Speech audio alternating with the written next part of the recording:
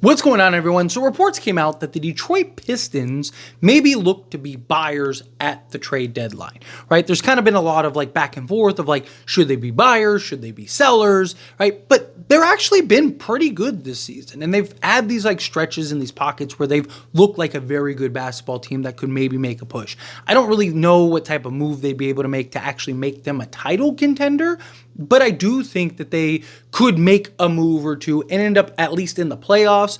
You get there and a couple luck of the dice, good matchup or two, you could win first, second round, right? You never know. We've seen stranger things happen over the years. So I don't think that there's only two teams that are really juggernauts in the Eastern Conference, right? It's Cavs and Boston. Knicks, I think, are good, but I think they're beatable. Is my point, right? Especially with a Detroit Pistons team.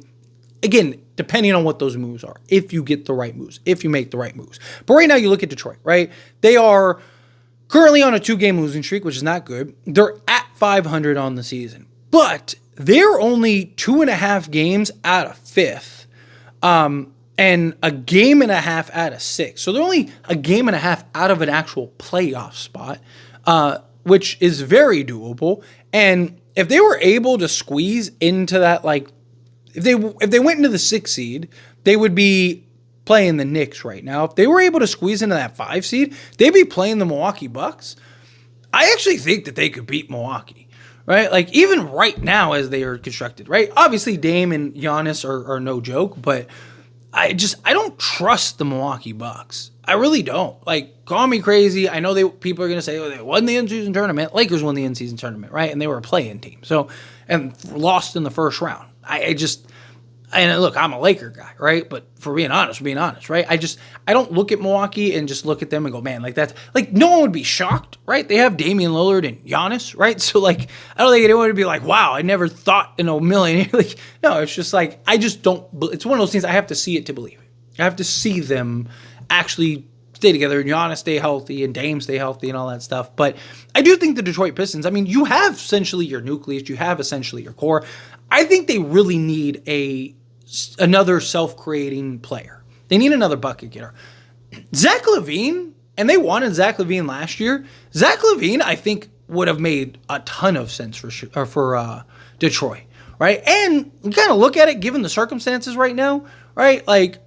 Zach LaVine to the Detroit Pistons kind of made sense for him, right? He just didn't want to go to Detroit. So he was I got to get foot surgery or I got to get surgery, right? And he was just I ain't going to Detroit, right? But you look at Detroit this season and you're man, if they had a Zach LaVine, they might be tough, right? I don't necessarily think that they'd be a contender, but I think they'd probably be a top 5 seed at worst, right? Especially the season he's having this year, it'd be pretty tough, right? So if they could get even Brandon Ingram, there's a lot of talks about Brandon Ingram to Detroit.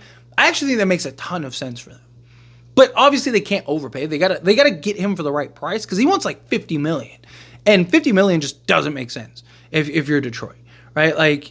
It doesn't make sense for any team, right? Last thing you want to do is get stuck. Because Brandon Ingram also has injury history, stuff like that. Brandon Ingram makes a ton of sense for Detroit. I think he'd fit in and slot in just seamlessly. I think he would, again, make them a legitimate playoff team. I think bare minimum they're 5th or 6th seed, given the circumstances. I think if you started at the beginning of the season, right, with it, and obviously assuming health and stuff like that, assuming everyone's healthy, I actually think they'd be a top 3 to 4 seed if they had a Brandon Ingram or a Zach LaVine, right? If they had that other self-creator, a guy that could get you, 25 a night, while still doing other things out on the basketball court. So I do think Brandon Ingram would be worth taking a flyer on. And look, they definitely have a couple things that make sense for the Pelicans can use. But it's just again, what is the cost? If they want a bunch of firsts and all this stuff, and do you really want to pay Brandon Ingram? If Brandon Ingram was willing to commit for $30 million, I think you'd definitely do it, right? If you're Detroit. But outside of that, it's just it's kind of tough. It's do we really want to pay this guy 40 or 50 million? Probably not. If this was any other year, under the CBA, this would have already been done. He would have already been on a team. Zach LaVine would have already been on a new team, right? Like most of these guys would have, Jimmy Butler would have already probably been in Phoenix, right? Like all of this stuff would have already worked itself out and gotten resolved. But because of the new CBA, everyone's just really cautious. But I really think if they really want to make a splash, right? If they're like, hey, like we want to try to see if we can get into the playoffs and maybe be an underdog team and be on upset alert, maybe get the right matchup and get a W, right? Like, then I think that they need to go get a Levine, a Brandon Ingram. Jimmy Butler would make a lot of sense too. Like, Jimmy Butler would be great too, but does he want to go to Detroit? Probably not. And he's probably leaving for sure if that's the case. But, I mean, even like but you take a flyer on like a Jimmy Butler, right? Like, again, it depends on what you have to give up. If you don't have to give anything like of major significance for like an Ingram or a Jimmy Butler, and you can just kind of like get them for whatever, like, I don't know, super protected first and, kind of just like players that are just salary filler for you, and you can kind of keep your main like 7-8 guys. Like, why not? Worst case scenario, you like clear $50 million off your books, which Detroit could have money and maybe make some other moves on the offseason, and at least you made a move, at least you like made the attempt. And what if it works?